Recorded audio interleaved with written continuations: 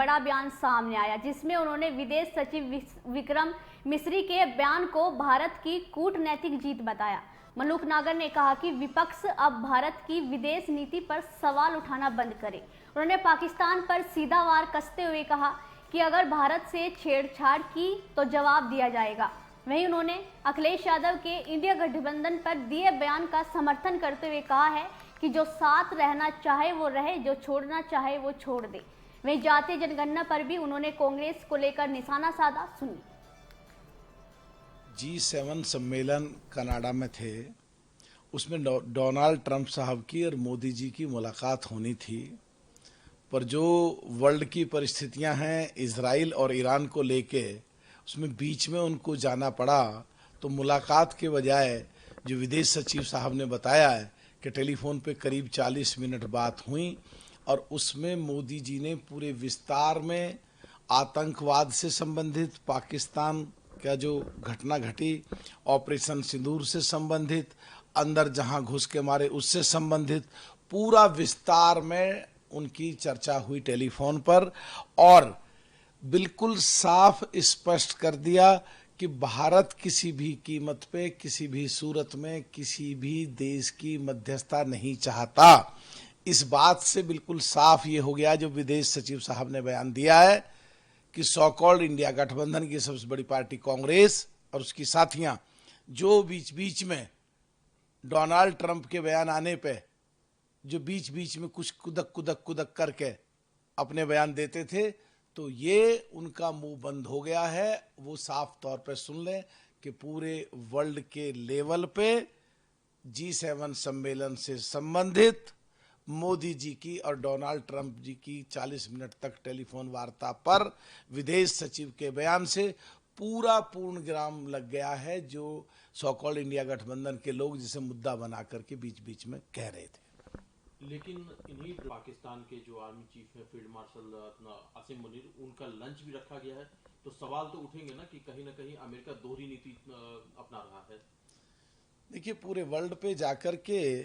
कई बार ऐसी परिस्थितियां होती हैं, कई बार राजनीतिक माहौल ऐसे होते हैं, कई बार राजनीतिक परिस्थितियां ऐसी होती हैं, चाहे वो अफगानिस्तान से संबंधित हों, चाहे तालिबान से संबंधित हों, चाहे पाकिस्तान से संबंधित हों। जो अफगानिस्तान में यूएस का एक लंबा संघर्ष रहा और उसके बाद आज तालिबान पाकिस्तान के भी खिलाफ है, यूएस के भी खिलाफ है। तो राजनीतिक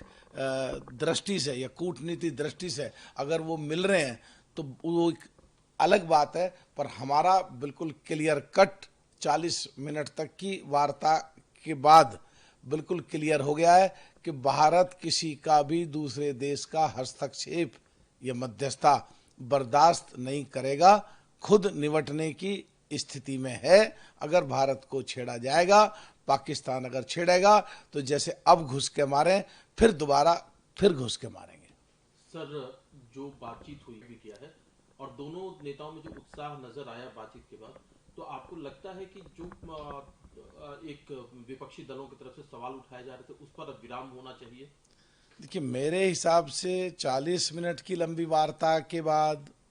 और पूरे वर्ल्ड लेवल पे आकर के G7 सम्मेलन के समय हमारे देश के विदेश सचिव ने ऑफिशियल बयान दिया है और संभावनाएं आगे बिल्कुल उन दोनों की जिस तरह का माहौल था बातचीत में जो अच्छा दिखाई दिया है, तो मेरे हिसाब से अब कुछ कहने के लिए इनको जगह बचती नहीं है। पर इन पे कहने को कुछ है भी नहीं, ये कुछ तो बोलेंगे ही, ये तो कुछ तो प्रश्न पूछेंगे ही। ये तो पिछले दिनों जो प्रश्न पूछते थे उससे पाकिस्तान का फायदा होता था, जो प्रश्न पूछते थे भारत के खिलाफ जाते थे, जो प्रश्न पूछते थे वो हमारे देश और हमारे देश के लोगों के खिलाफ आते थे। तो ये इनका काम तो पूछना है, कुछ ना कुछ तो पूछेंगे ही। पर ये देश आज का देश है, 67% नौजवानों का देश है, सब जानते हैं, सब समझते हैं और सब साफ पिक्चर क्लियर हो जाती है स्टेटमेंट आने के बाद लोगों की। सर, उत्तर प्रदेश के 2027 के विधानसभा चुनाव के मद्देनजर अखिलेश यादव ने बयान दिया है कि इंडिया अलायंस पूरी तरह से इंटैक्ट है, जिसको छोड़कर जाना है वो फ्री है, वो छोड़कर जा सकता है। देखिए, ये अखिलेश जी का बहुत जिम्मेदारी के साथ बयान है कि सो कॉल्ड इंडिया गठबंधन पूरा एक साथ है। यूपी के लिए कह रहे हैं, शायद वो बंगाल और दिल्ली के लिए नहीं कह रहे, पंजाब और दिल्ली के लिए नहीं कह रहे, राजस्थान, मध्य प्रदेश और उत्तर प्रदेश के लिए नहीं कह रहे। हाँ, अगर अकेले यूपी के लिए कह रहे हैं तो जो छोटी छोटी पार्टियां हैं वो बिल्कुल एक साथ हैं, और जो छोड़ करके, खास करके इमरान मसूद के जो सांसद साहब हैं, उनके बयान के बाद उन्होंने ये भी कह दिया जो छोड़ के जाना चाहें वो चले जाएं। ये ठीक बिल्कुल उसका जवाब है जब मध्य प्रदेश में जब चुनाव चल रहे थे, जब कमलनाथ जी ने कहा था हटाओ अखिलेश पखलेश को, ये ठीक उसका जवाब है जब हरियाणा में चुनाव चल रहे थे, आखिर तक बहका रहे 10 सीट देंगे, 5 सीट देंगे, और एक भी सीट कांग्रेस ने नहीं दी। ये उसका जवाब है महाराष्ट्र में, जहां पे आखिर तक बहकाते रहे, एमएलए के टिकट, कुछ विधायकों के टिकट समाजवादी को देंगे और वहां आखिर में नहीं दिया। ये उसका जवाब है। और ये ठीक उसी तरह है जिस तरह बाई इलेक्शन 9 में अखिलेश जी ने कांग्रेस को एक भी सीट या एक भी एमएलए का कैंडिडेट का टिकट नहीं दिया था, उसी तरीके का, उसी से जुड़ा हुआ आइडेंटिकल चीज है कि उत्तर प्रदेश में 2027 में होने वाले चुनाव के बारे में कांग्रेस को डायरेक्ट थ्रेट है कि जिसको जाना है वो चला जाए। जैसा कि उन्होंने कहा था मध्य प्रदेश में हटाओ अखिलेश पखलेश को, अब अखिलेश जी ने कह दिया जिसको जाना है वो चला जाए। सर, कास्ट सेंसस को लेकर के कांग्रेस पार्टी की तरफ से लगातार सवाल उठाए जा रहे हैं कि पीएम मोदी ही हैं जो कि पहले कहते थे, जो कास्ट सेंसस डिमांड करते थे कि ये अर्बन नक्सल है, अब वही पीएम मोदी यू टर्न ले रहे हैं कास्ट सेंसस को लेकर के। देखिए, जो भी कोई भी देश का नेता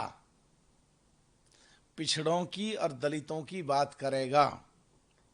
वो आने वाले समय में देश पे राज करेगा। और जहां तक बात माननीय प्रधानमंत्री मोदी जी की है, 17वीं लोकसभा में 2020-2021 में जब रिसफल हुआ, उन्होंने खड़े होकर संसद में बयान है, कोई भी आदमी जाके देख ले, मैंने इतने दलित मंत्री बनाए, मैंने इतने पिछड़े मंत्री बनाए, और उनकी नकल करके अगर आज कोई भी व्यक्ति ये कहता है, पिछड़े और दलितों की बात करता है, तो उनको ये सोचना चाहिए 60 साल में दलितों के और पिछड़ों के शोषण होता रहा, वोट ले ली गई और उनको कुछ नहीं दिया। और ये deem to be admit fact है कि राहुल गांधी जी ने खुद कहा है कि जब मैं छोटा था, प्रधानमंत्री कार्यालय जाता था, जब इंदिरा जी प्रधानमंत्री थी, राजीव जी प्रधानमंत्री थे, मनमोहन सिंह प्रधानमंत्री थे, तो दलितों के और पिछड़ों के हक नहीं मिलते थे।